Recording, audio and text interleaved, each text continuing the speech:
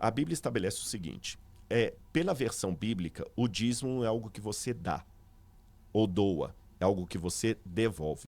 Quando Deus colocou ali Abraão, por exemplo, ele devolveu o dízimo para Melquisedeque, que ele reconheceu como um sacerdote de Deus. Então a gente vê que é uma prática que já havia antes de Moisés. E na época que as 12 tribos foram colocadas ali em Israel, Deus fez uma coisa interessante. O plano de Deus era que o povo não tivesse rei, nem líder, a não ser o próprio Deus. Então Deus colocou o seguinte: a capital de vocês será onde estiver o meu santuário. Antes de Davi conquistar Jerusalém, o santuário ficava em Siló, ou Shiló, como dizem em hebraico. E todos os anos as pessoas teriam que vir, pelo menos numa das 3 festas principais dos judeus. A Pessah, que é a Páscoa, o Shavuot, que é a festa das semanas, e o Sukkot, que é a festa das tendas. Então você tem, dos tabernáculos, como dizem. A festa da Páscoa nós sabemos como é. A festa das semanas, Shavuot, era o Pentecostes. E a das cabanas, ou das tendas, era uma maneira do povo sempre lembrar, quando eles passassem a morar em casas, que os ancestrais moraram em tendas. Uma forma de mostrar humildade, sabe? Muito bonito isso. Então essas 3 festas, o povo tinha que peregrinar até o santuário em Shiló. E o santuário devia funcionar continuamente para lembrar as 12 tribos quem eles são, a quem eles pertencem, qual é o Deus de Israel e o significado mais bonito, que era o evangelho em símbolos. Agora, como é que esse santuário deveria funcionar? Ele deveria funcionar com pessoas que se dedicassem 24 horas para aquilo. Então Deus decidiu o seguinte: a tribo de Levi, que é a tribo dos filhos de Aharon, a tribo de Levi vai cuidar do santuário. E para que eles tenham tempo para cuidar apenas do santuário, que é muito detalhado, eles não vão plantar nem vão colher. Vocês vão tirar 10% de toda a sua colheita, de tudo que vocês ganham. Na época não havia dinheiro em forma de moeda. A moeda só vai ser inventada lá pelo 8º século a.C. Vocês vão tirar 10% de tudo e levar para o santuário para a manutenção daqueles que trabalham na obra, na tribo de Levi. Então eles levavam de que forma? Levavam em forma de cereais, Ah, ou em forma de animais, ou em forma de ciclos de prata. Quando alguém vendia, porque os ciclos de prata eram pedaços de prata que pesavam numa balança. Então é como se eu falasse assim: ah, Karina, eu quero comprar esse tipo o quilo óculos. do ouro que a gente... Exatamente, era Quanto que custa esse sofá? Esse sofá aqui custa 300 gramas de prata. Aí eu pego 300 gramas de prata e te dou pedaços de prata. Depois Tá. inventaram a moeda. Então as pessoas deveriam levar para manutenção. E os da tribo de Levi, para não se enriquecerem, eram os únicos que não tiveram uma terra para eles. Eles viviam sustentados dos dízimos que os outros davam.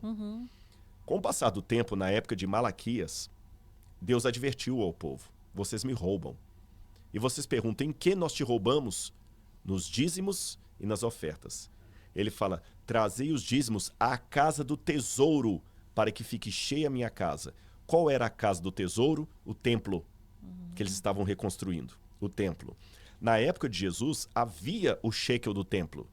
E Jesus nunca se opôs a isso. Já havia a questão de impostos e tudo? Havia Já, né? impostos e o imposto era separado do Não dízimo. fazia parte. Não fazia parte. Aí, quando vem o Novo Testamento, o dízimo continua. Tanto é que o dízimo continua que Paulo fala o seguinte: eu tenho o direito de viver do dízimo. Mas como Paulo tinha um problema ali, que muita gente não aceitava o apostolado de Paulo por causa do passado dele, Paulo falou: olha, para evitar confusão, eu vou ficar trabalhando em tendas, fazendo tendas como eu sempre fiz. Mas eu teria o direito de viver do evangelho, viver do dízimo. Quem prega o evangelho tem o direito de viver dele, dizia Paulo. E as igrejas cristãs sempre tiveram o dízimo. Então a função do dízimo é a manutenção da obra de Deus. Então, elencando, qual seria o fator básico para o dízimo? Pagar a líderes, pastores, missionários, ajudar pessoas que estão na janela 1040. O que é a janela 1040? Quando você pega o mapa mundi e faz ali os quadrantes e tudo mais, a janela 1040 equivale justamente àquela porção do planeta Terra onde a maior parte das pessoas não são cristãs, onde é proibido pregar o evangelho.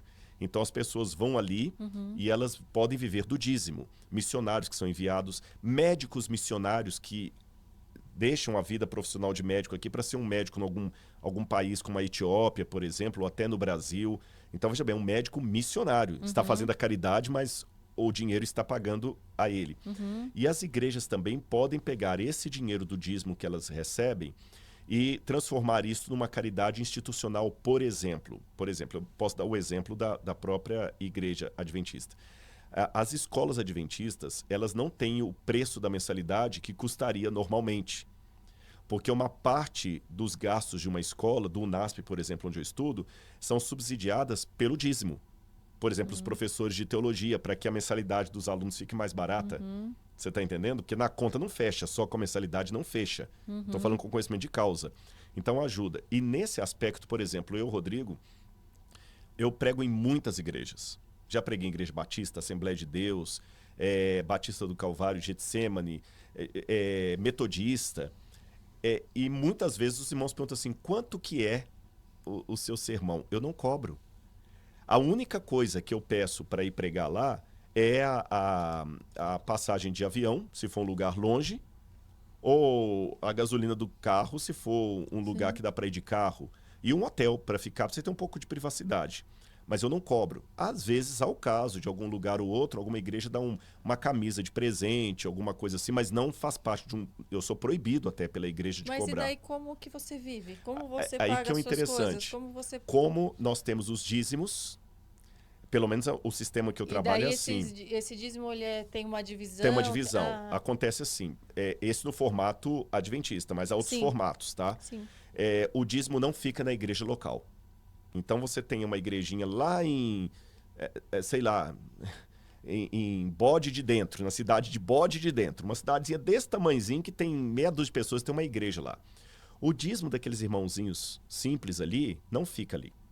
Ele vem para uma associação. Sim. As associações são regionais. Então tem a Associação Mineira Central, a Associação Paulista Leste, Paulista do Sul, etc. Os dízimos vão para essa associação. A associação recebe o dízimo da igreja de Jegue de Dentro, da igreja de Bode de Fora, e recebe o dízimo também daquela igreja, por exemplo, do Leblon, no Rio de Janeiro, que é uma igreja que tem médicos, tem empresários, tem pessoas com mais condição financeira. Todos esses dízimos vão para lá. E ele é redistribuído para todo o trabalho da igreja de maneira geral, de modo que, eu vou falar aqui não por arrogância, só para o pessoal entender. Eu tenho 2 doutorados, 2 faculdades, um mestrado e um pós-doutorado.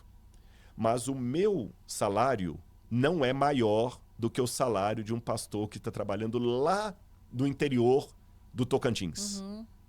Você está entendendo? Isso é só no caso do missionário, do pastor, ou também outras profissões relacionadas, por exemplo, uma cantora pode gospel, ter, claro. ela pode ter... Ela depende do dízimo, não? Depende. Ou ela pode cobrar pelo trabalho dela? Aí depende, aí tem uma diferençazinha. No caso dos pastores ou líderes da igreja, por exemplo, às vezes tem um contador que ele está trabalhando na obra. Sim. Ele é um contador da igreja, de dedicação exclusiva. Quando é assim também, por exemplo, eu não posso ter um salário adicional, porque a igreja já me dá.